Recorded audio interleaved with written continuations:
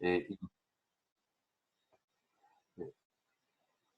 para poder participar en el CEITRA con mi participación, como digo, en una actividad que probablemente no sea la habitual, ni de un centro de estas características, ni siquiera de lo que habitualmente se organiza en muchos foros y lugares de encuentro en el ámbito del derecho del trabajo.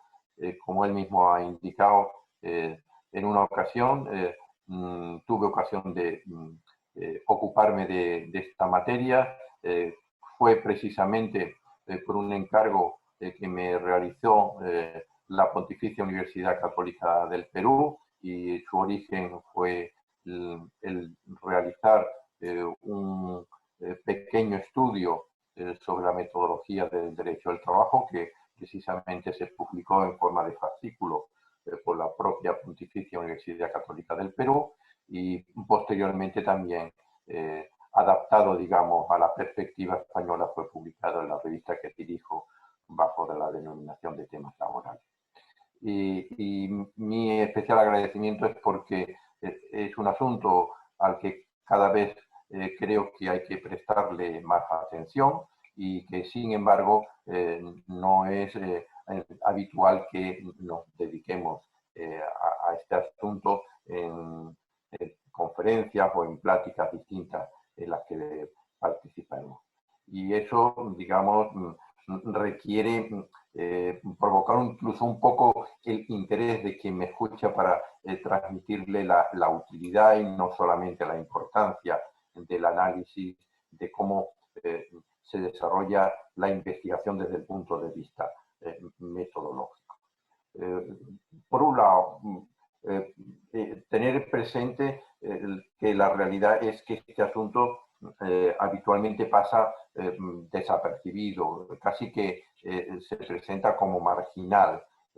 No nos dedicamos a escribir textos, ni trabajos, ni estudios sobre esta materia. Cualquiera que vaya a lo que hay publicado es muy, muy escaso.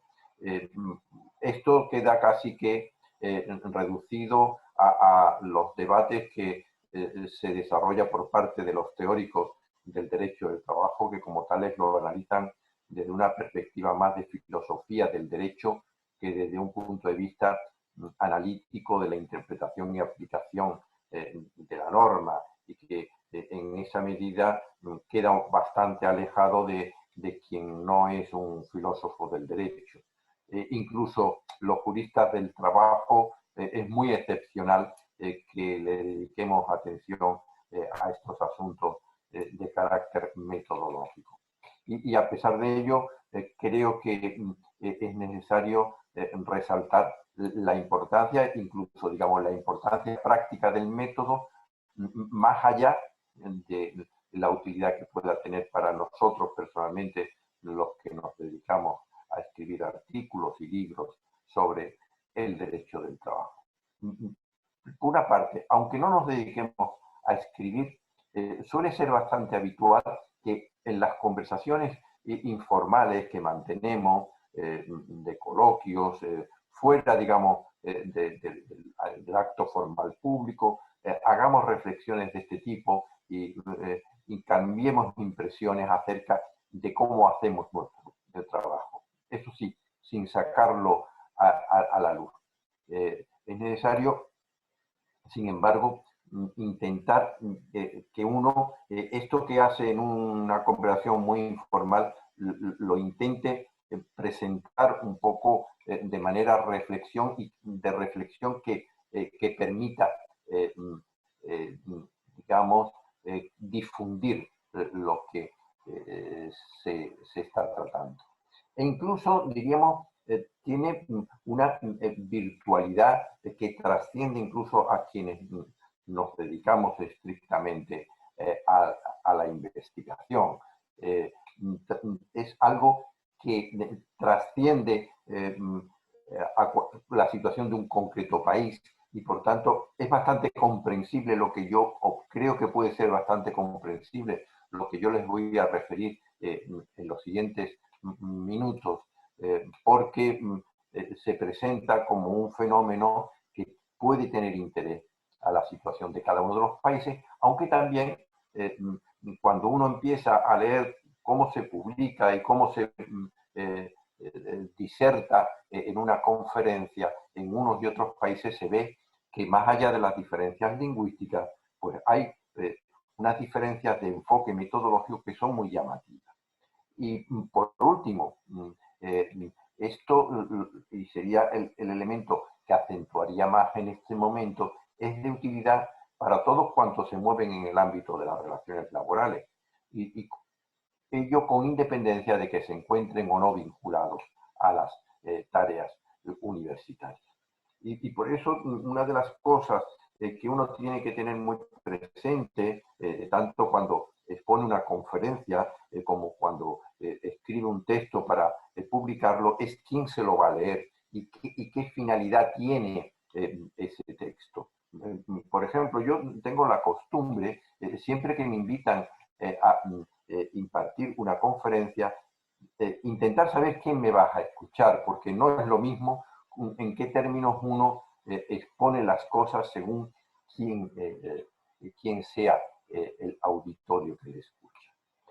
Y desde este punto de vista, lo que podríamos sacar a la luz es que el método de investigación y lo que se diserta en una conferencia o lo que se escribe en un texto puede tener una finalidad muy diversa desde el punto de vista del análisis jurídico. Y lo intentaría simplificar del siguiente modo. Puede tener una finalidad que en la terminología clásica llamaríamos exegética.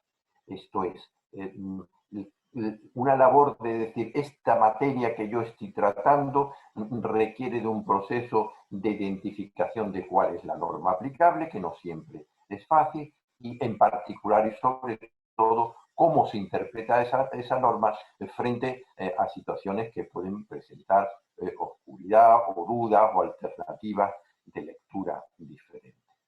Esa suele ser la finalidad más extendida, tanto en las conferencias como en los textos que se escriben de investigación, e incluso por ahí se arranca. Y no hay que desmerecer la importancia que tiene este tipo de método de análisis exegético, de clarificación del sentido y del alcance de la norma, especialmente pensando en dos grupos básicos de destinatarios. De un lado, a quienes, aunque no estén vinculados a la universidad, son profesionales que tienen como herramienta de trabajo la legislación laboral. En concreto, abogados, jueces, funcionarios que tienen que aplicar el derecho del trabajo. Entonces nosotros, desde esa labor exegética de clarificación interpretativa de la norma, servimos de instrumento para facilitar el trabajo a todos estos profesionales, abogados, jueces, inspectores de trabajo, etc. Pero también esta función exegética tiene otro colectivo, el destinatario, cuáles son los estudiantes, y no solamente los estudiantes de posgrado, sino también los propios estudiantes de grado.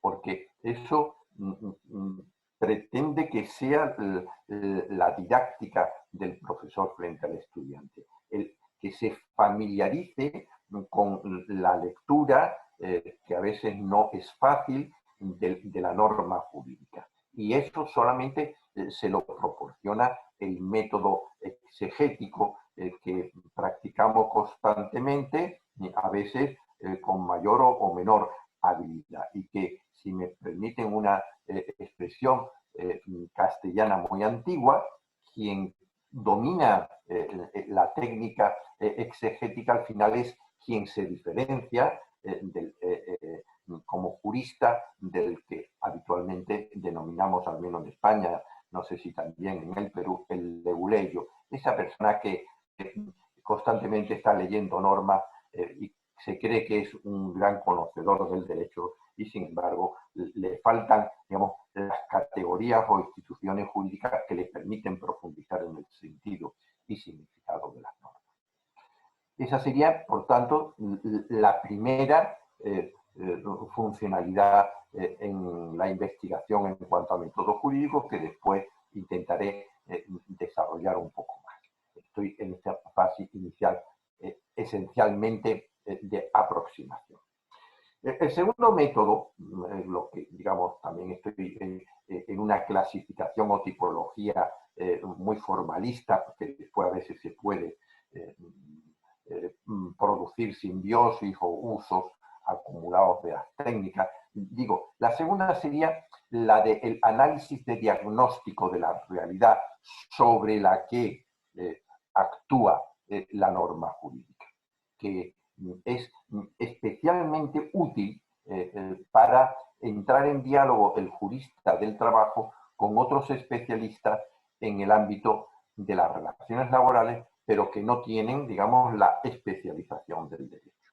Me refiero a economistas del trabajo, a sociólogos del trabajo, a psicólogos del trabajo, a médicos del trabajo, etcétera, etcétera. Esto es, ser capaces de situar el método de análisis de la norma y presentarlo a estos otros profesionales de modo que se entre, como digo, en contacto con sus perspectivas, que son muy diferentes del modo como ellos analizan la realidad. Todo el campo de las relaciones sociales o el mundo de las ciencias sociales tienen elementos de comprensión común, pero también tienen su sesgo propio y estar en conexión con ellos es útil porque, digamos, creo que proporcionamos un bagaje de utilidad a todos estos otros profesionales no jurídicos, pero también podemos aprender de ellos. Entonces, ese análisis de diagnóstico de la realidad en la que se mueve la norma jurídica es muy útil desde esa perspectiva.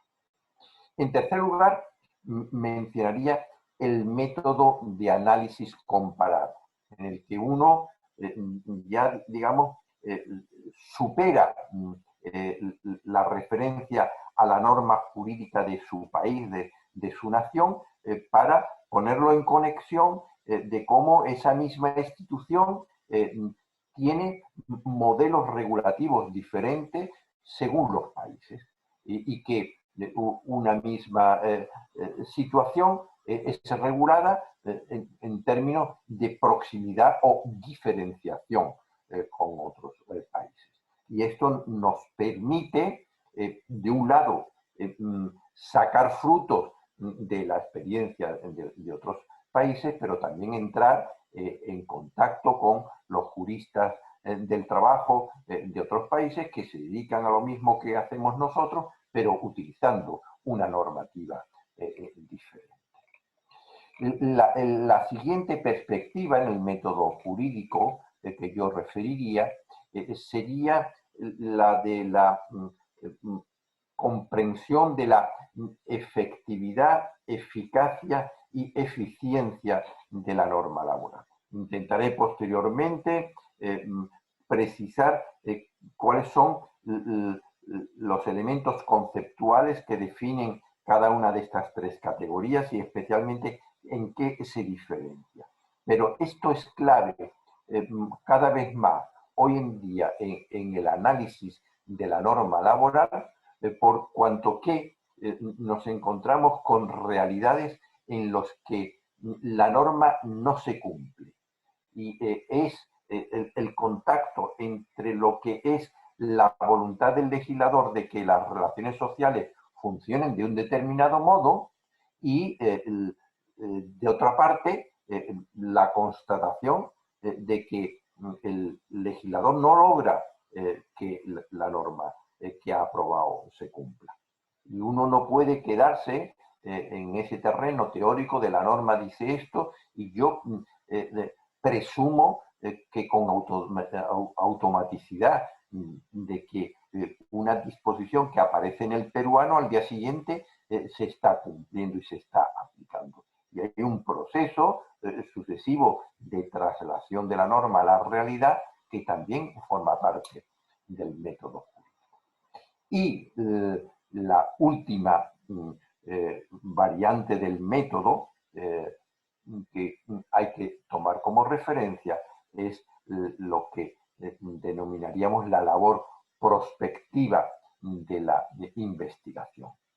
Que esto es algo genuino de la norma jurídica, incluso también lo es el análisis de la efectividad, eficacia y eficiencia, si nosotros lo comparamos con lo que se hace en la investigación de las ciencias naturales. Y esa comparación, digamos, creo que nos da una pista muy importante de lo que nosotros hacemos, por diferencia a lo que hace un biólogo, a lo que hace un químico, a lo que hace un físico, etcétera, etcétera. En el ámbito de las ciencias de la naturaleza, la investigación tiene como objetivo y como finalidad descubrir la regla, cómo funciona.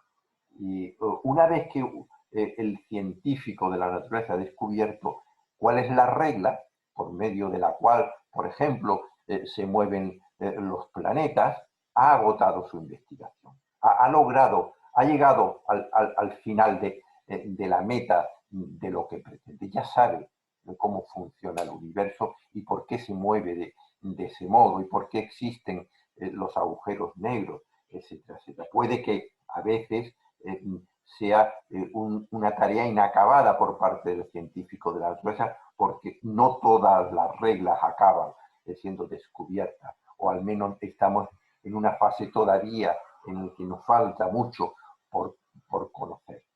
Pero en el momento en el que se adivina la regla y se contrasta con la realidad y esta da su resultado, se ha agotado, se ha cumplido la funcionalidad. Lo demás puede ser divulgativo, de conocimiento de la población general. De un lado, no se plantean la hipótesis de que la regla en un momento determinado no se cumpla y empiecen los planetas a girar de un modo distinto a cómo giraban anteriormente, o bien si de pronto descubren que esa regla en la práctica no funciona, que sería lo anterior que yo he llamado el incumplimiento de la regla, lo que dirá, me equivoqué, aquella no era la regla, tengo que descubrir otra distinta. Pero sobre todo a donde quiero ir a parar es en esta relación que tiene el investigador de la naturaleza con la regla que intenta analizar, es que la da una vez descubierta por cierta y es un dato que es objetivo y externo a su propia intervención. En la regla jurídica, sin embargo, como es producto del propio ser humano y ha sido creada por el ser humano, el propio ser humano la puede cambiar. Y eso debe ser objeto que va más allá de la investigación de las ciencias naturales, que forma parte de la investigación del jurista, y es decir, ¿qué sucedería en esta sociedad si la regla que tenemos actualmente no fuese la que estuviera establecida? ¿Cómo funcionaría la sociedad con reglas diferentes a las que tenemos? Y sobre todo, ¿cuál sería la regla más idónea para tener una sociedad más desarrollada, más igualitaria, donde a la postre tengamos unas relaciones sociales más fructíferas? Y esa otra perspectiva es también la final del investigador, la de proponer cambios legislativos, porque son posibles siempre mejoras, intensificaciones, correcciones de las reglas existentes. Y en este caso, del mismo modo como nos pusimos en contacto con el juez, con el abogado, con el inspector de trabajo cuando hacíamos la labor exegética, ahora cuando hagamos esta labor prospectiva, nos pondremos en contacto con el responsable político y nuestro interlocutor será el político al que le pondremos como reto, como desafío, como tarea a abordar la de corrección o reforma de la legislación. Y no solamente le diremos, esa norma no funciona, sino que usted tiene que saber cómo funciona. cómo se corrige. O no solamente al responsable político, a lo mejor nos orientamos y nos dirigimos hacia quienes tienen una actividad sindical importante en las empresas y bien lo sea desde el punto de vista de la eficacia, efectividad o eficiencia, le marcamos los puntos de incumplimiento de la normativa y le decimos cuál puede ser el camino a andar en el futuro. Algunas consideraciones adicionales sobre cada una de las técnicas o métodos de investigación. El análisis exegético. ¿Por qué presenta algunas especialidades diferenciales en el derecho del trabajo respecto de otros derechos? Primero, porque cuando analizamos el derecho del trabajo, al menos en la inmensa mayoría de los países donde este ha tenido un desarrollo legislativo profundo, nos encontramos con una pluralidad de fuentes. Tenemos fuentes internacionales, tenemos fuentes regionales, tenemos fuentes nacionales. En algunos países que hay una estructura descentralizada del poder político, tenemos fuentes regionales. Tenemos la actividad sindical que desemboca en el convenio colectivo que crea también normas. Y entonces, esta pluralidad de actuaciones está muy presente en el ámbito laboral y tenemos en el análisis exegético de que saber como un puzzle encajar el papel de las distintas fuentes y en esa medida identificar la norma aplicable o identificar en plural las normas aplicables. En segundo lugar, el análisis exegético requiere un dominio de lo que estamos constantemente manejando, que son los principios generales del derecho. Más allá de lo que diga el artículo concreto, la ley concreta, el decreto supremo concreto, eso hay que articularlo y ponerlo en conexión con los principios generales del derecho. Y desde esa perspectiva tenemos que tener una capacidad de saber en qué ocasión tenemos que utilizar tal o cual principio general, incluso identificar si el principio como tal tiene solidez, consistencia y pervivencia en el tiempo, porque pudiera ser que haya principios que en un ordenamiento han llegado a recibir una plasmación bien en el texto constitucional o bien en el texto de una ley, pero en otras ocasiones son principios que la doctrina deduce como implícito, que se sobreentiende que existen y no siempre tienen el marchamo de unanimidad en el apoyo a la presencia de ese principio general. Más aún, en el ámbito del derecho del trabajo está la eterna discusión de si la legislación laboral tiene principios informadores propios diferentes de los generales del conjunto del ordenamiento jurídico. Esto es cuál es el juego del principio prooperario o el principio tuitivo, cuál es el juego del principio de autonomía colectiva en aquellos países en los que se reconoce como tal, cuáles son los cambios de tendencia que se aprecian en los distintos países en orden a la posible emergencia de nuevos principios. ¿Existe en algunos países o no existe un principio de tutela de la flexibilidad empresarial, de garantía de la competencia o la de la libre concurrencia empresarial, de existir con mayor o menor intensidad y grado de reconocimiento de estos principios? El juego aplicativo de cada norma sería completamente distinto. Y en materias muy concretas, pues cómo regula usted el despido, pues es muy diferente según que estemos trabajando sobre un modelo general en el que el principio intuitivo tiene una fuerza enorme y potencial de desarrollo, pues, frente a otros en el que priman los principios de flexibilidad empresarial.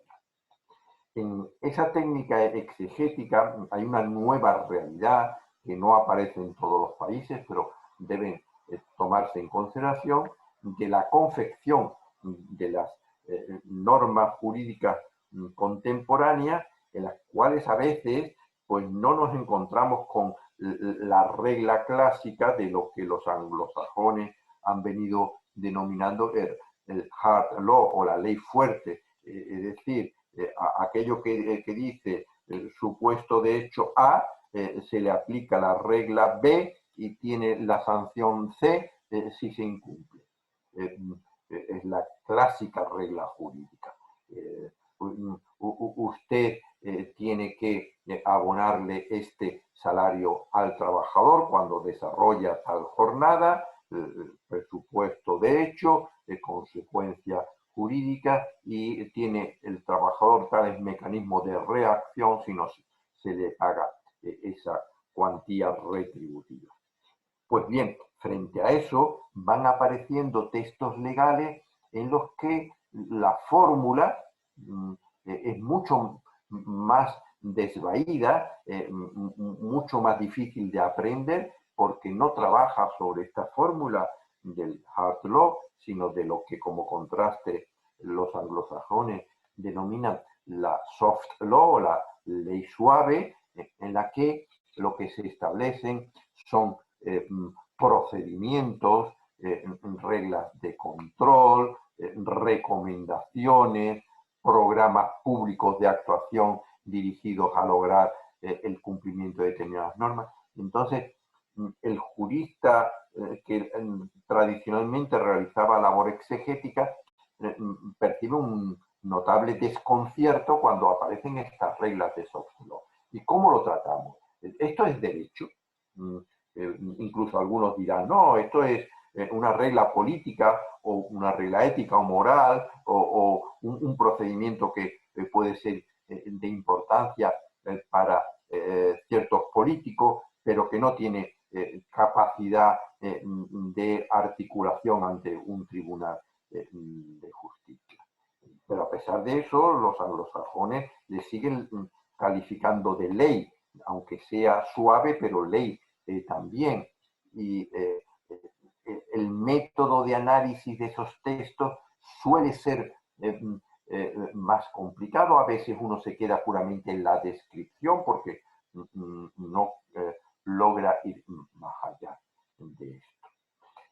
Finalmente, hay que tomar en consideración que la técnica de interpretación en ocasiones tiene que tomar como referencia elementos que inicialmente no son estrictamente jurídicos, sino que son sociológicos o de economía del trabajo, y que a uno le sacan, digamos, del método habitual con el que trabaja. Y eso requiere un punto de análisis en el que tiene que tener un dominio mínimo de otras ciencias que no son estrictamente jurídicas. Por ponerle un ejemplo, es extendido en algunos países que cuando se analiza una situación de dificultad por crisis empresarial de una determinada empresa que justifica según la ley la posibilidad de que el empresario despida, se diga, mire usted, esto es cuando la contabilidad de la empresa demuestra tal o cual cosa, pérdida de ingresos en los últimos trimestres, y eso lleva a un análisis contable de la empresa, y sobre todo el jurista tiene que saber interpretar qué es lo que está diciendo la norma cuando está marcando pautas que son a lo mejor de situación económica de la empresa, y tiene que saber cómo interpreta esa regla que tiene un basamento de conocimientos económicos imprescindible. O en otras ocasiones, cuando se introducen elementos sociológicos y se toma como referencia para, por poner otro ejemplo completamente distinto, la prueba de la concurrencia de un tratamiento discriminatorio por parte de la empresa, un factor de análisis sociológico en el que se dice, mire usted, cuando se den estos y aquellos indicios que son de carácter sociológico, usted debe presumir que aquí hay un tratamiento discriminatorio. Y para saber manejar esos indicios que utiliza la norma, también uno tiene que tener ese contexto de conocimiento sociológico y no solamente formal en el terreno de lo jurídico. Y eso determina, digamos, que nuestra investigación con el paso del tiempo se vaya haciendo más complicada, pero que al mismo tiempo puede resultar mucho más útil, porque de esas herramientas a lo mejor carece más el juez o carece más el inspector de trabajo. La segunda fórmula es la que he denominado la del diagnóstico de la realidad, en la que uno tiene que tomar como referencia escenarios políticos, históricos, económicos, valores sociales y culturales e incluso ideológicos que van cambiando con el paso del tiempo, y que eso determina que cambie la forma de interpretar la propia norma. Y esos sean valores muy a considerar, y que hay elementos que en el pasado pasaban inadvertidos y hoy en día empiezan a tener una enorme relevancia, y en la interpretación de la norma son indiscutiblemente importantes. En el pasado, pues, no había ningún ordenamiento que le diera trascendencia a la protección de la propia imagen del trabajador como una seña de identidad propia, del desarrollo de su dignidad y incluso protección de la intimidad. Y hoy en día, pues, es indiscutiblemente muy importante. Y con el paso del tiempo, conductas que en un pasado se considerarían que eran claros incumplimientos contractuales de las obligaciones del trabajador, hoy en día no se consideran que sea así. Y a la inversa, conductas que en el pasado, desde el punto de vista social, no se le atribuía ningún reproche, sin embargo, hoy en día sí, y eso determina que uno tenga que valorar cómo interpreta esto. Una regla muy presente en todo el ordenamiento jurídico, como es que los contratantes deben actuar conforme al principio de la buena fe contractual. Esto es algo que a quien no es jurista le resulta incomprensible, y a quien es jurista le resulta de cierta dificultad decir dónde empieza y dónde termina la buena fe, y especialmente saber que esa conducta de buena fe va cambiando en los valores sociales con el paso del tiempo, y lo que en el pasado se consideraba que era buena fe, en el momento presente no se considera, y viceversa. Y esta labor metodológica empieza a ser cada vez más compleja porque afecta al juego de derechos fundamentales cada vez más clave, como son los relacionados con la intimidad, la protección de datos personales, el uso de las nuevas tecnologías, y eso en el ámbito jurídico tiene cada vez más importancia. Siguiente elemento sobre el que había también alguna consideración es el del derecho comparado, que cada vez está más presente, en el que cada vez más uno utiliza para explicar la propia norma cuál es la regulación que existe en otros países, o para explicar la norma nacional tomar como referencia lo que está en un convenio de la Organización Internacional del Trabajo.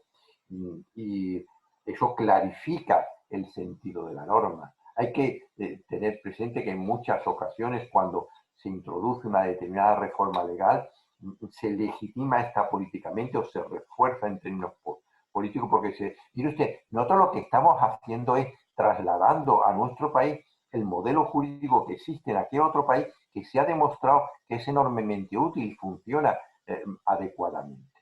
Y entonces comprender la operación que ha hecho el legislador introduciendo esa reforma legislativa solamente es posible a partir de la comparación de lo que dice esa norma con lo que dice la otra norma del otro país, porque habitualmente no se hace una importación automática de la regulación del otro país. Y se ha hecho una operación de adaptación, y esa operación de adaptación es importante, y comprender qué es lo que dice la norma como similar y como distinto al modelo de otro país es importante, o al modelo regional.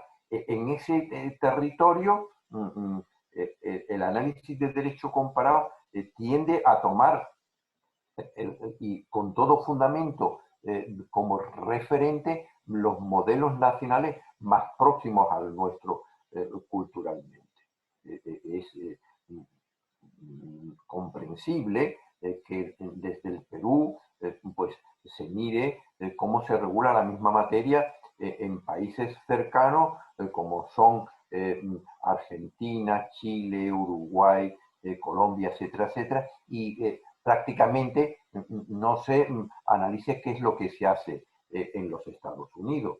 No por, digamos, un prejuicio político frente a lo que sucede en Estados Unidos y de valoración positiva de lo que se hace en los países sudamericanos próximos, sino porque es que es el derecho más fácilmente comparable y porque el que responde a una cultura jurídica muy similar. A pesar de eso, también hay que tener mucho cuidado, porque cada modelo responde y cada regulación nacional responde a la realidad de su concreto país, a su historia, a su economía, al funcionamiento de sus empresas y de sus relaciones laborales.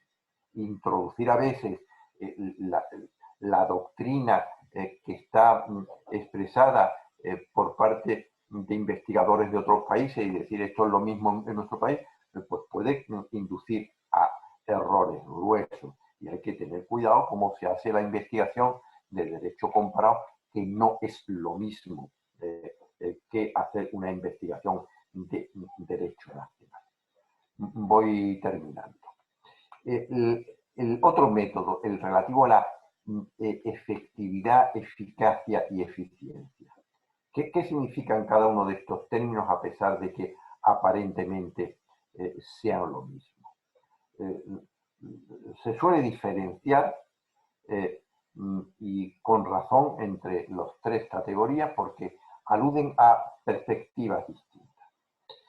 La efectividad consiste en comprobar si la norma jurídica se cumple y cuáles son los espacios de incumplimiento que existen. Es un diagnóstico de contraste entre lo que dice la norma teórica y lo que sucede en la realidad. Cuando nosotros tomamos en consideración que en ciertos países existe un porcentaje muy elevado de trabajo informal, podemos estar refiriéndonos a dos realidades distintas. Uno, son personas que materialmente tienen una relación o deberían tener una relación a través de un contrato de trabajo, pero no se está aplicando la ley de trabajo existente como tal. Y hay otras ocasiones en las que no. La informalidad es porque se está fuera de la legislación laboral, porque se está ilícitamente en el territorio del trabajo autónomo o por cuenta propia. La efectividad es algo que afecta a la primera perspectiva, es decir, sabemos que la norma dice algo, la norma establece unos límites de jornada de trabajo, son tantas horas como tope máximo al día, a la semana, al mes, al año, y comprobamos que en una empresa esto no se cumple.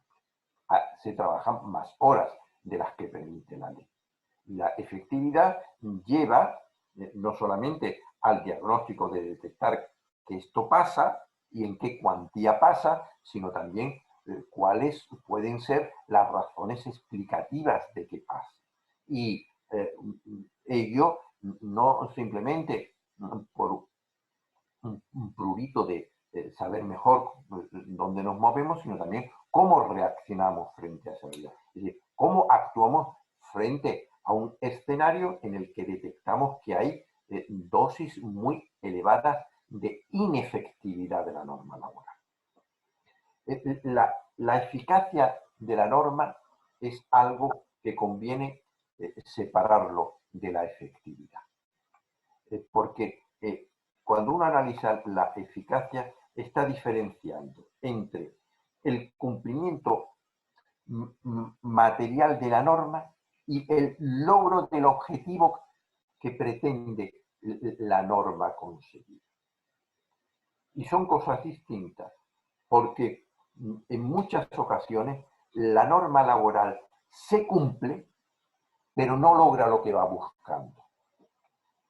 Aunque parezca un contrasentido, puede cumplirse la norma y sin embargo no se logra el objetivo perseguido.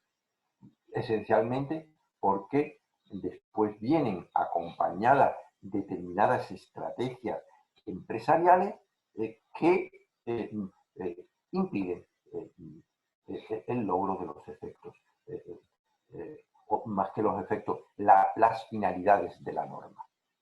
Y imaginemos una normativa que pretende proteger especialmente a la mujer durante los periodos de gestación y que condena y establece sanciones especialmente duras frente a actuaciones empresariales contrarias a esa normativa protectora de la mujer durante el embarazo.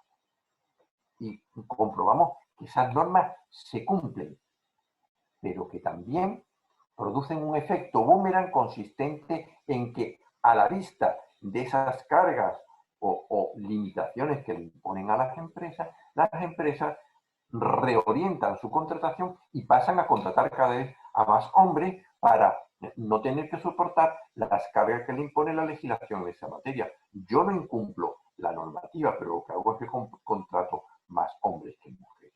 Entonces la norma a lo mejor se está cumpliendo y tiene efectividad, pero no logra la eficacia porque el objetivo y la finalidad que es que la mujer esté en un estado de tutela en el trabajo, no haciendo incompatible el estado de embarazo con el trabajo, no se logra porque no hay compatibilidad, sino que la mujer acaba en la edad fértil a tener menos oportunidades de empleo. Esta sería la eficacia. Y la eficiencia es una categoría muy económica y que lo que viene a hacer es un análisis del coste económico de la efectividad y de la eficacia de la norma. Es decir, ¿cuánto esfuerzo tengo que hacer para lograr la efectividad o eficacia de la norma? ¿Y cuáles son los instrumentos que me hacen más eficiente a esa norma también desde el punto de vista de costes? Porque normalmente las reglas jurídicas tienen un doble filo porque implican ventajas, pero también implican costes económicos y a veces el coste económico supera la eficacia y la efectividad de la norma. Y esto todo desemboca en la importancia que acaban teniendo lo que se llama la evaluación de las políticas públicas, que es una tarea de investigación todavía muy embrionaria y muy en ciernes, pero que tiene que ir cobrando importancia. Y es decir, usted periódicamente, después de pasar 5 años de introducción de una nueva norma, tiene usted que hacer una evaluación, un diagnóstico, qué ha pasado, qué ha cambiado, cuál es el resultado de la reforma legislativa que usted hizo. Usted aprobó una nueva ley procesal laboral hace unos años y progresivamente se ha ido implantando. Vamos a hacer al cabo del tiempo que ha pasado, parar en el camino y ver cuál es el cambio que se ha producido. ¿Se ha logrado lo que se perseguía? O al contrario, aunque el proceso laboral se ha hecho mucho más dinámico, mucho más flexible, mucho más próximo, sin embargo, la litigación ha bajado, se litiga mucho menos. Bueno, pues vea usted que a lo mejor ha producido algún tipo de efecto boomerang o algún tipo de efecto de ineficiencia o de inefectividad y esto tiene que ser reevaluado y tenemos que analizar cuáles son los mecanismos de control que existen, bien judicial, bien de la inspección de trabajo, bien de la actividad sindical, que garanticen la eficacia, efectividad y eficiencia de la norma. Y termino la última perspectiva, que sería la labor propositiva o prospectiva. Esto es, ya expliqué que el legislador en muchas ocasiones no se queda exclusivamente en el terreno del análisis de la norma que se presenta como inmutable, sino que la labor de investigación también consiste en detectar sus carencias, sus insuficiencias y a la luz de ello proponer mejoras.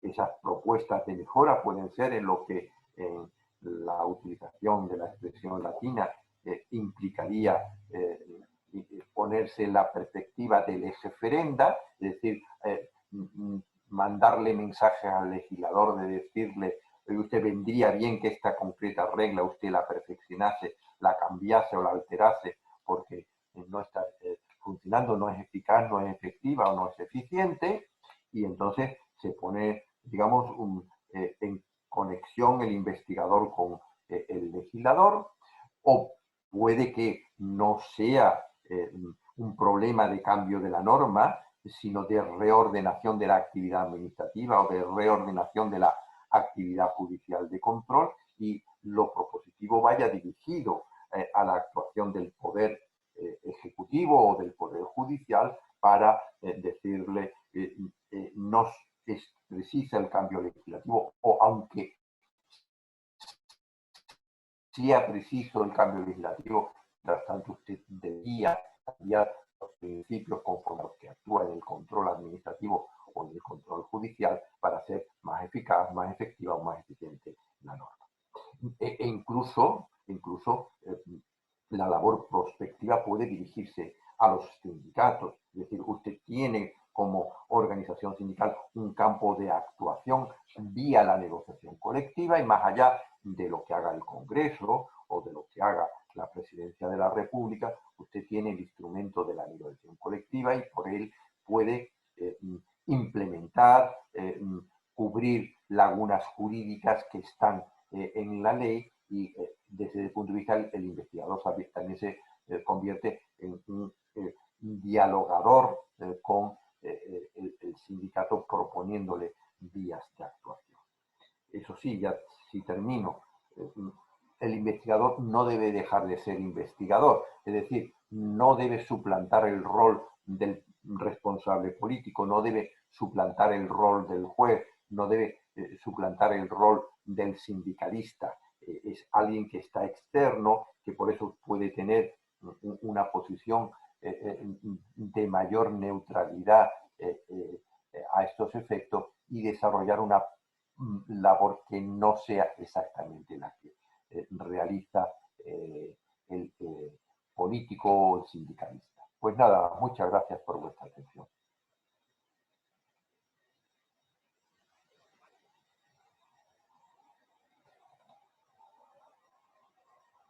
Perdón, Roy Alexis, no se te oye, tienes apagado el micrófono. Ah, sí, Ahora sí, disculpe. vale. Le quería decir que muchas gracias por la explicación. En realidad nos ha aclarado el panorama de qué métodos y de qué forma aplicarlos en el tema de las relaciones laborales. Ahora bien, vamos a dar pase a las personas que están en el evento para que puedan realizar alguna pregunta. ¿Alguien desea efectuar alguna pregunta? Prenda su audio y normal lo puede realizar.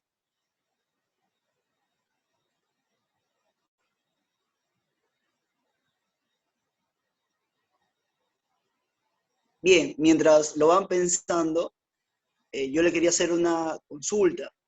Ha señalado usted diferentes métodos, pero muchas veces cuando revisamos a un artículo de investigación, ¿no?, que se publica en una revista, verificamos que el investigador carece de un método.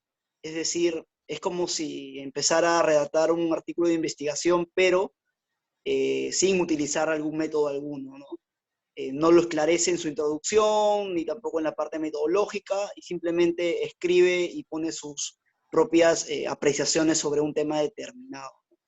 ¿Cómo mejorar ese aspecto en la investigación en el campo del derecho del trabajo? Bien, todo esto que yo he dicho, que quizás está en un plano más teórico, todo eso se tiene que llevar a la práctica, y una de las formas de llevarlo a la práctica es cómo escribimos los artículos.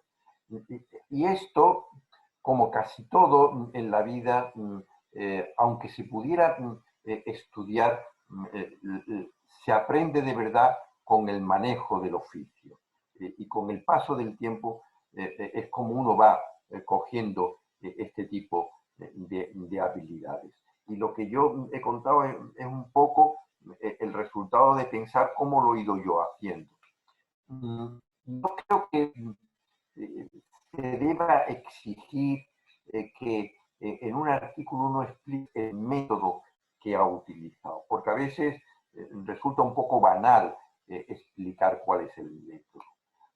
Creo que es más importante que uno se pare a pensarlo cuando escribe, cómo quiere redactar y cómo quiere presentar el trabajo.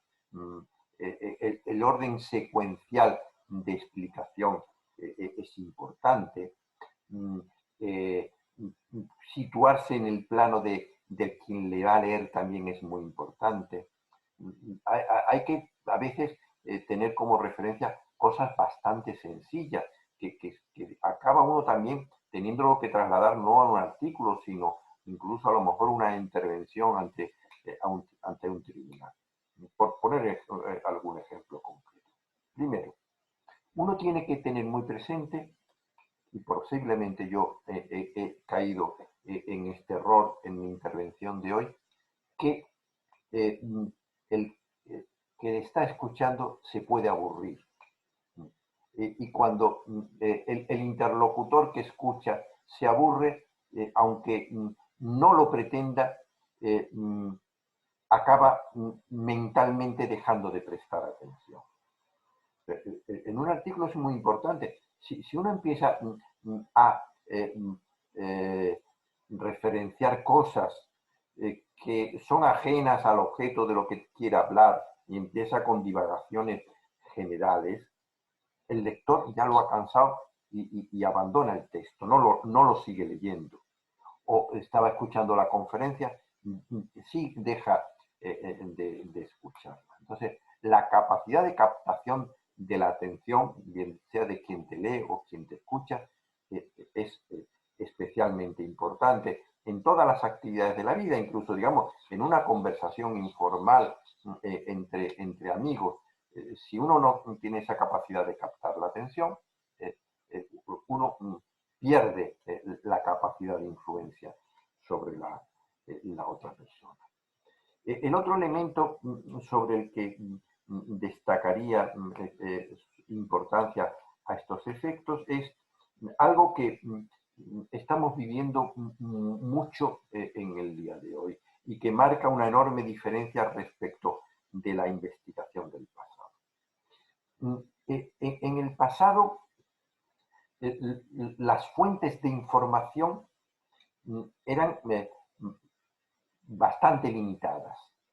Y una de las funciones que tenía el investigador es: yo he conseguido una información, yo he estado 3 meses en Francia y ahí he conseguido leer una serie de libros o de artículos que no están en mi país, y cuando yo llego, yo transmito una información importante.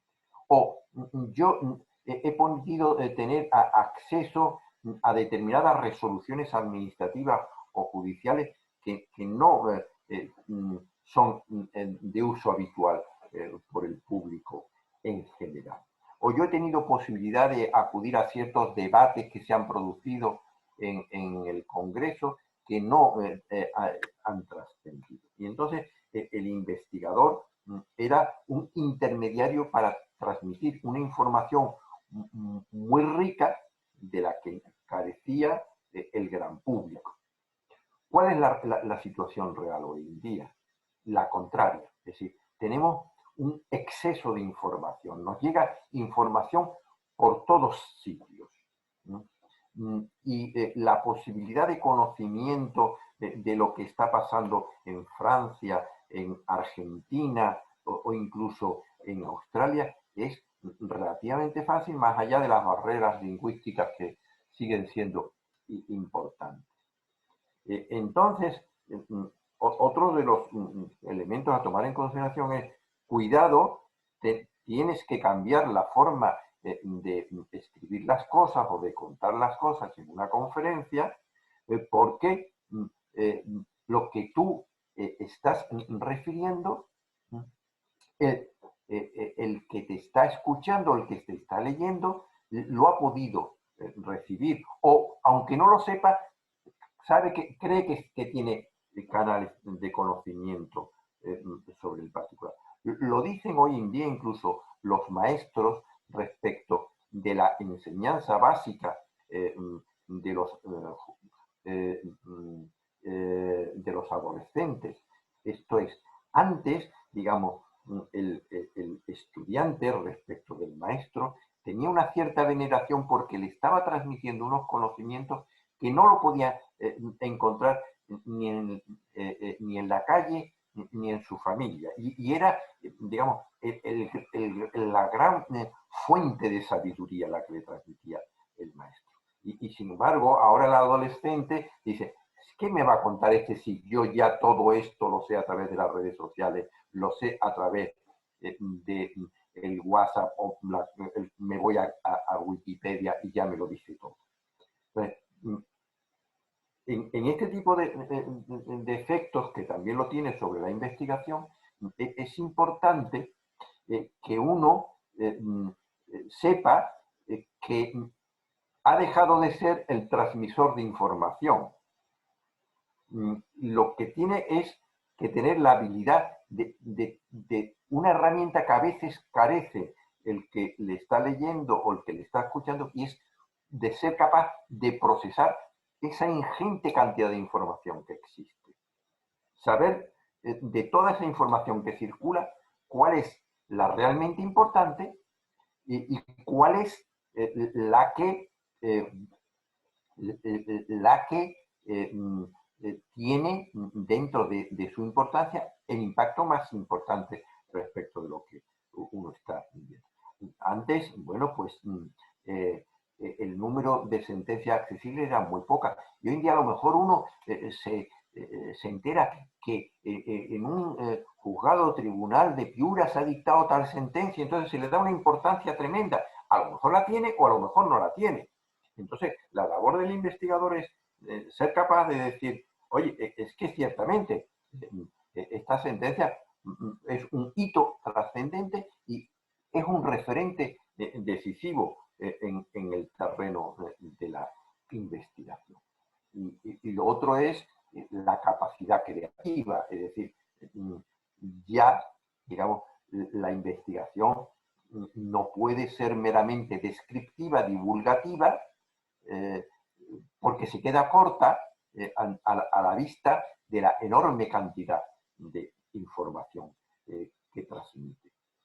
Tan es así que al mismo tiempo como ha ido apareciendo un número inmenso de revistas, de blogs de difusión, incluso de nuestro terreno del derecho del trabajo, canales enormes de publicación, bueno, pues uno dice, pues tampoco, ya no es tan importante que me publiquen, porque antes yo tenía dificultad en que me publicasen un artículo. Y ahora tengo que pensar una cosa distinta, y es que lo importante es el paso siguiente, y es que me lean el artículo. ¿Cómo yo logro que el artículo tenga impacto? Entonces, claro, si antes se publicaban al mes una, dos revistas, pues el impacto estaba garantizado. Si ahora, a través de blogs, redes sociales, etcétera, etcétera, se publican en vez de dos, 50, pues uno está dentro de un océano en el que el hecho de publicarse no es garantía de impacto. Entonces, es muy importante no solamente dónde uno lo publica, sino la capacidad de tener capacidad de impacto y de que su artículo acabe siendo leído. Probablemente estamos en un estadio de, yo diría, de sarampión, en el que se publica muchísimo. Y entonces no hay selección. Incluso, digamos, estamos en un estadio en el que incluso a los investigadores nos cuesta trabajo hacer un seguimiento de todo lo que se publica. Es tanto lo que se publica que uno no tiene tiempo a lo largo del día y de la semana de leerlo todo. Entonces, ¿cómo utiliza algún criterio selectivo como para adivinar dónde está la clave de lo importante? Y esto esperemos que con el paso del tiempo se vaya corrigiendo para que a uno le faciliten bastante adivinar dónde están las auténticas novedades y los avances en la investigación. No sé si me he desviado mucho de lo que me has preguntado o no, pero bueno, alguna utilidad habrá tenido. Sí, muy interesante en realidad. Solo he anotado algunos aspectos acá para tener en cuenta. Bueno, había una pregunta en el chat, lo voy a leer. Sí. Y de ahí doy pase a Yasmani. Primero voy a leer la pregunta del chat. Un momento.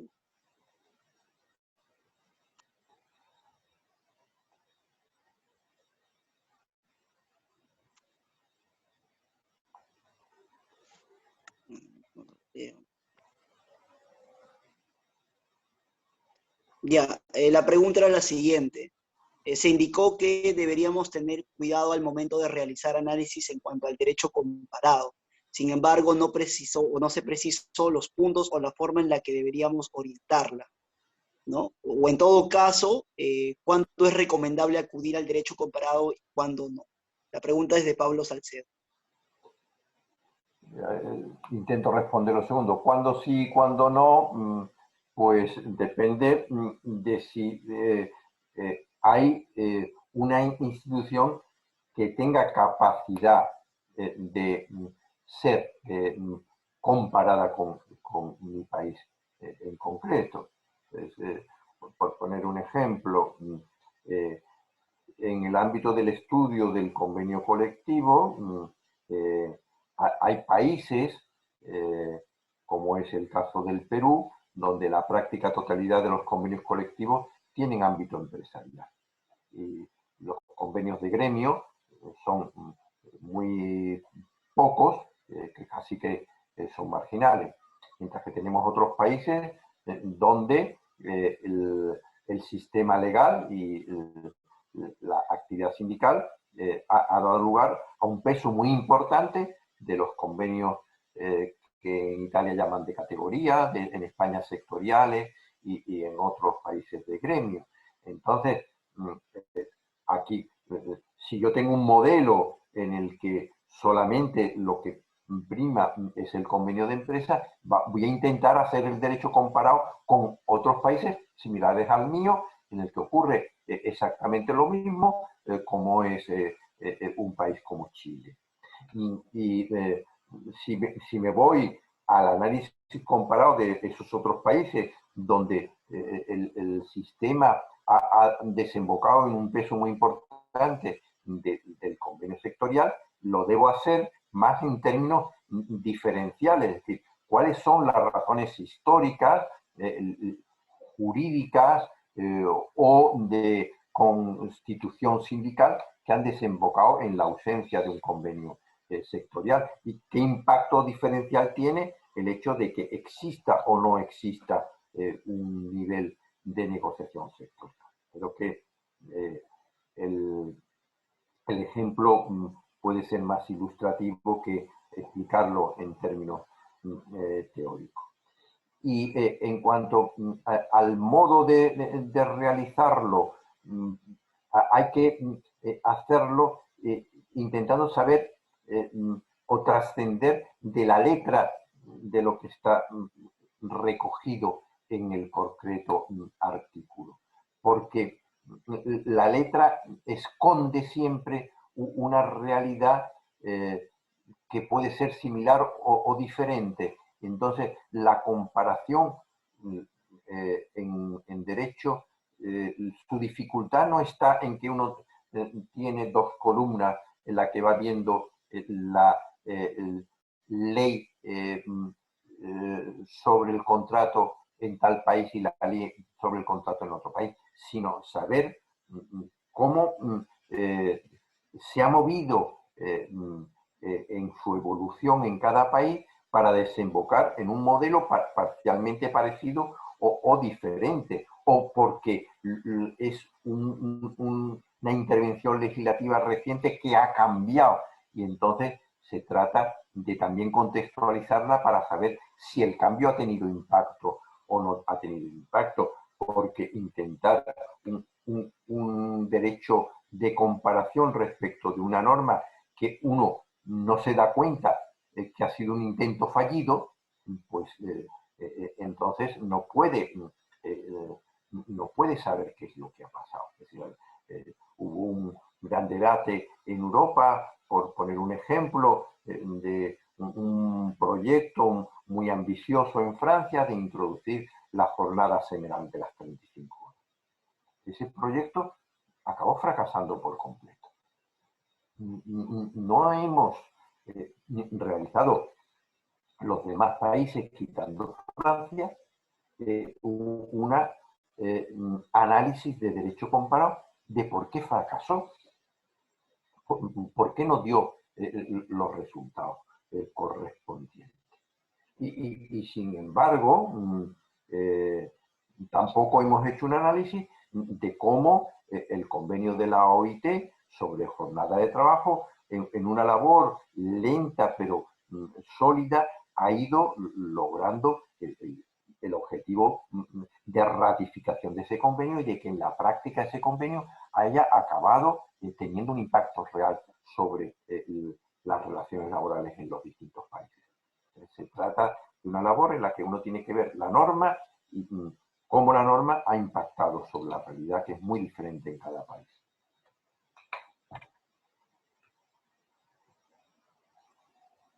Genial, genial, muy buena respuesta. Bueno, hay dos preguntas más, una es de Fanny y otra es de Yasmani. Yasmani, te damos pase para que puedas efectuar tu pregunta, ya que tú levantaste la mano primero. Gracias, Roy. Bueno, en primer lugar, saludar al profesor Jesús Cruz Vilalón. Bueno, siempre es un gusto escucharlo, profesor. Tuve la suerte de escucharlo en la maestría de la Católica. Y a raíz de esto, yo recuerdo en mis inicios de la maestría justamente, el profesor Elmer Arce me obsequió un libro, ¿no? Un pequeño librillo de lineamientos metodológicos para la investigación jurídica. Y el tema de la investigación jurídica en el derecho del trabajo era de su autoría.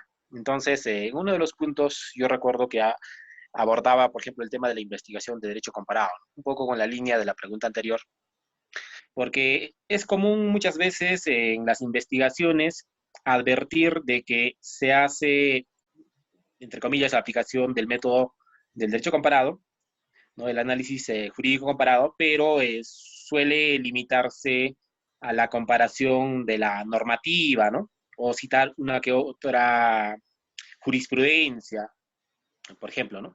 Entonces, mi pregunta era más o menos en esa línea de que, o sea, de qué manera desarrollar eficazmente, ¿no? Una investigación comparativa. Bueno, uno de los puntos que señaló hace poco era, por ejemplo, ¿no? De considerar el aspecto de, en temas colectivos, por ejemplo, en Perú es netamente a nivel de empresa, ¿no? Y quizá comparar con otro modelo no sea tan eficaz. Entonces, en esa línea, profesor, quizá nos pueda ilustrar un poquito más el real sentido del método comparado, ¿no? Porque seguramente como método implica pues entenderlo en varios pasos, ¿no? Así que gracias, profesor, por su respuesta. Bien. Hay modos muy diferentes de hacerlo, efectivamente. La primera aproximación es simplemente esta, de ir al texto que está publicado en el diario oficial de cada país y ver las diferencias y los parecidos y por qué uno no tiene lo que tiene el otro y lo envidia, y a la inversa de reforzar lo que de original uno ha conseguido en su país y que el otro no lo ha hecho. El segundo nivel puede ser el aplicativo, y es decir, qué es lo que están diciendo los tribunales de justicia en este país y en aquel país. Ahora hay un gran debate en el conjunto de los estados acerca del impacto que tiene la presencia de esta forma de distribuidores de mercancía a través de las aplicaciones de los celulares, a través de empresas como son las de Globo, de Libro, Uber Eats, etcétera, etcétera, y si estos son contratos de trabajo o son trabajadores por cuenta ajena, como también el debate previo que se produjo a través de qué es lo que van diciendo cada uno de los países y por qué cada uno se diferencia en las resoluciones oficiales o hay otro proceso de convergencia. Eso muestra que hay algunos asuntos que son muy favorables a poder efectuar la comparación tanto legal como judicial y como incluso el debate jurídico, porque la realidad está cambiando de manera muy parecida en muchos países. Nos permite que el debate no sea solamente nacional.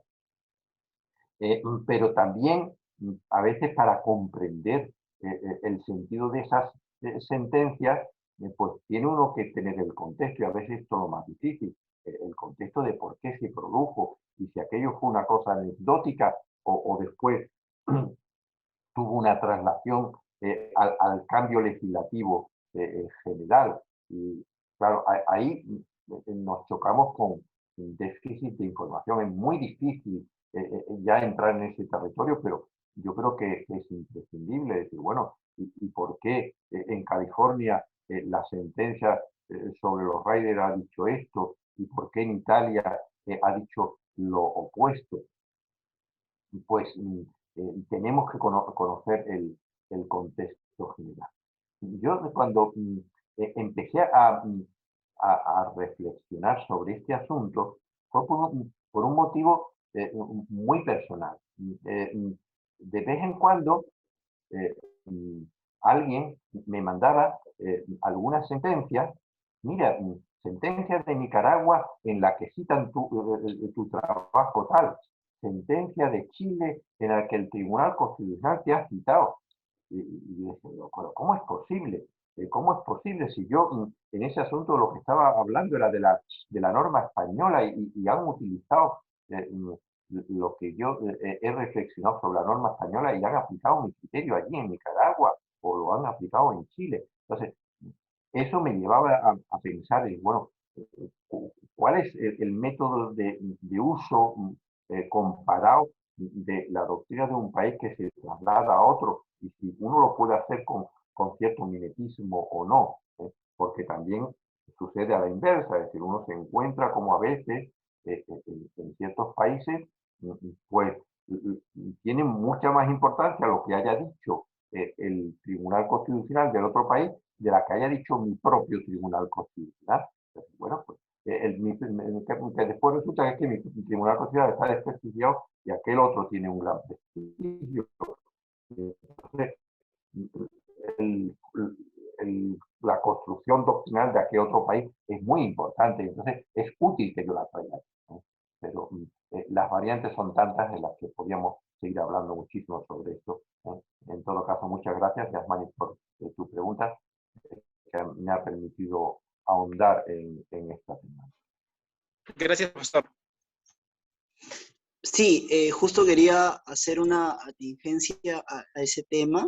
Profesor, yo llevé hace ya casi más de 6 meses un curso dictado por Universitas que es sobre Derecho Comparado y tengo material ahí del profesor Oscar Hernández Álvarez, así que los que estén interesados me escriben al WhatsApp o mandan un correo a Ceitra y yo les puedo enviar ese material, ¿no? Para que puedan profundizar un poco más sobre el derecho comparado. Bien, creo que había una pregunta de parte de Fanny y de ahí le doy pase a Martín Bravo Setmancha. Fanny.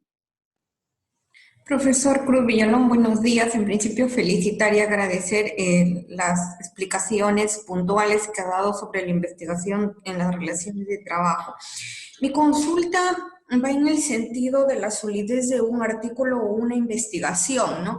Muchas veces se dice de que para que haya mayor solidez de un trabajo de investigación, uno tiene que recurrir a la mayor cantidad de fuentes del derecho para citarlo o definitivamente tratarlo. Entonces, cuando a uno no le parece de repente conveniente incorporar, por ejemplo, jurisprudencia de la Corte Suprema porque la varía en un determinado tema y de hecho inclusive la diferencia radica muchas veces entre sala y sala, ¿no? O sea, un colegiado resuelve esto en contrario a otra. Entonces, atendiendo a cambio, esta variabilidad de criterio, muchas veces no se considera y uno trata de esclarecer más bien sus dudas en la doctrina o en otra fuente como la propia norma, ¿no? Entonces, ahí va mi pregunta. ¿La solidez de una investigación depende de recurrir a la mayor cantidad de fuentes o simplemente por la importancia que el propio, o sea, investigador le dé a determinada fuente para invocarla? Muchas gracias. Muchas gracias a ti, Fanny. Bueno, yo diría dos cosas sobre el particular. Una, el que se encuentra a veces con artículos en los que aparece un uso, a mi juicio, excesivo de citas. Es decir, hay una, como a modo, diríamos, de que el que escribe de inseguridad, de decir, para que yo sea creíble lo que estoy diciendo, tengo que estar constantemente citando bien a otros autores o bien a otras sentencias y al final eso puede resultar contraproducente porque lo que uno tiene que tener es un poco de solvencia personal de decir, bueno, yo me tengo que apoyar en la fuente, ¿cierto? Yo no puedo, digamos, dejar de citar tal sentencia o tal autor cuando reflejo una opinión porque tengo que ser, digamos, honesto en que esa no es una idea propia mía, sino que que viene de otro sitio. Y lo otro que diría sería también en el terreno la honestidad, de la honestidad del investigador.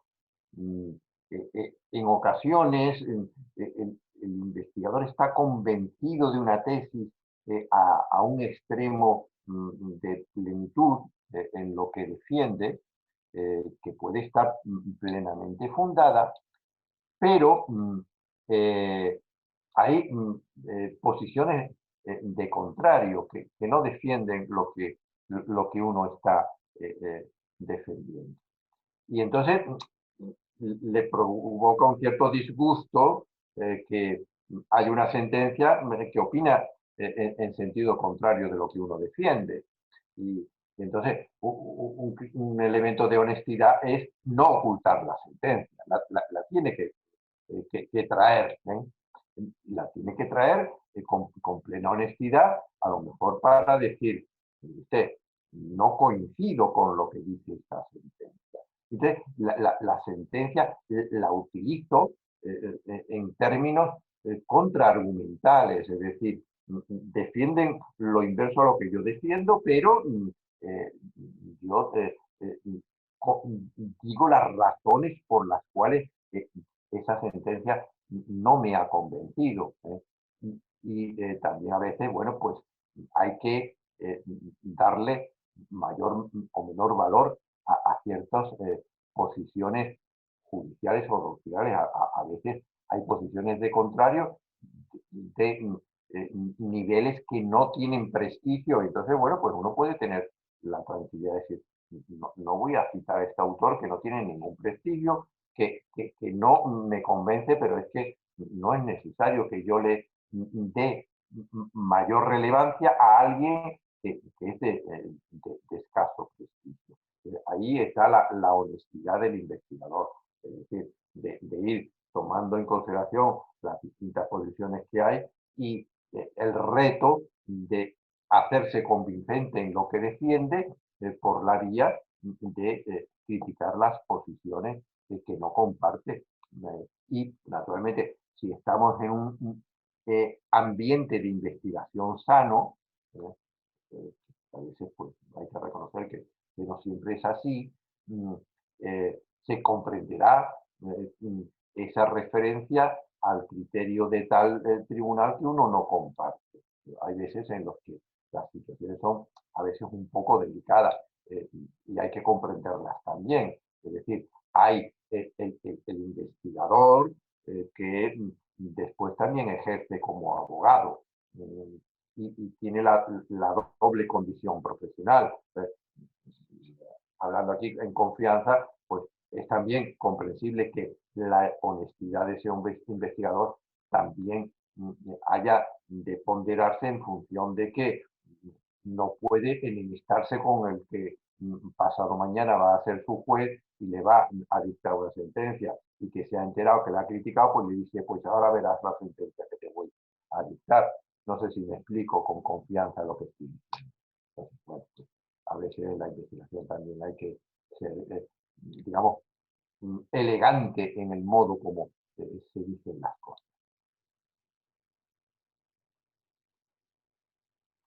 Bien. Fanny, ¿sí? ¿Querías hacer otra pregunta? Sí, estaba muy claro. Muchas gracias. Ah, ya, perfecto. Le damos pase a Martín. Gracias, Roy. Bueno, gracias también a Seitra por la posibilidad de participar en el evento y, por supuesto, gracias al profesor Jesús por su participación. Yo quería hacer una pregunta sobre su experiencia, básicamente.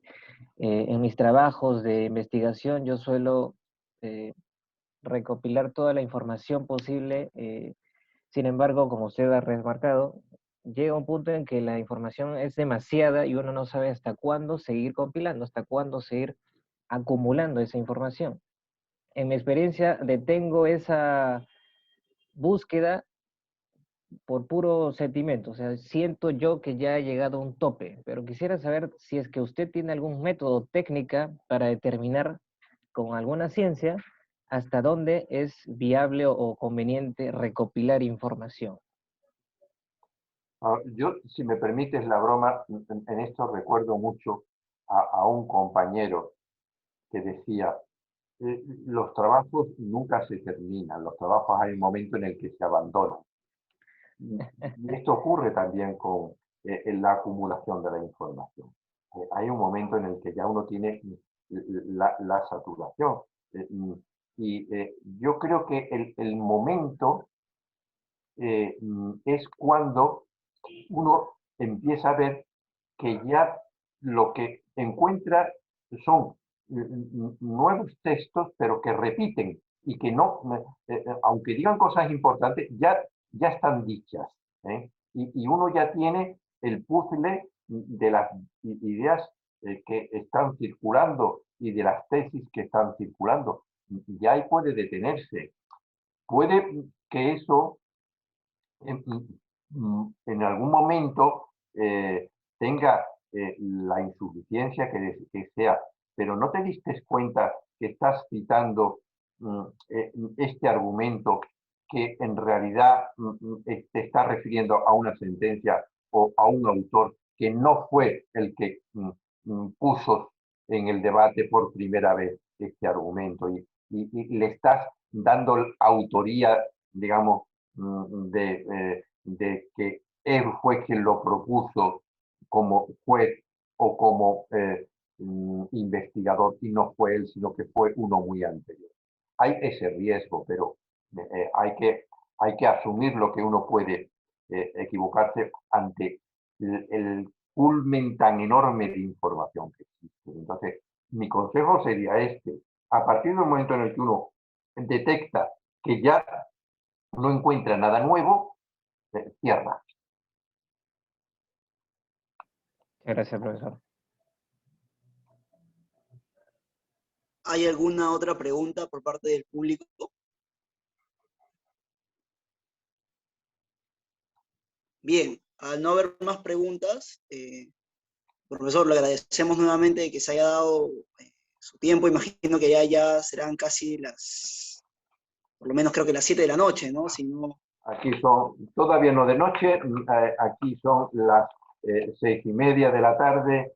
Además, tenemos ya la suerte que nosotros estamos entrando en el verano y por tanto la noche comienza a 9:30 de la noche, o sea, todavía nos quedan 3 horas de sol por lo menos. Perfecto, perfecto. Entonces esperemos que disfruten muy bien su fin de semana. Agradecemos a todos los chicos que nos han acompañado. Mayormente son integrantes de CEITRA. Como sabe, ya le he comentado, CEITRA es un proyecto organizado y creado por chicos de Trujillo, en el cual una de las finalidades esenciales es formar y crear una escuela de Derecho del Trabajo, ¿no?, en nuestra ciudad. Y poco a poco vamos formando eso con talleres de investigación, no solo realizando eventos académicos, sino también formando talleres. Le agradecemos que se haya dado espacio para poder explicarnos este tema, ¿no? Creo que nos va a servir mucho para próximas investigaciones, para poder centrarnos un poco más y ir mejorando en los artículos o en las investigaciones que realicemos, ya sean tesis, artículos, ponencias, etcétera, ¿no? Y bueno, esperamos contar con usted en una próxima oportunidad, ¿no? Que Por comparta con supuesto. nosotros y con un público más amplio también. Bien, vamos a tomar una foto. Por favor, como le había comentado a todos los chicos, pueden prender su cámara para poder tomar una foto. Por favor, agradecería a todos que prendan su cámara para subirlo a la página de Facebook. Einer, Helio, Jorge y Renzo, por favor, ¿me confirman?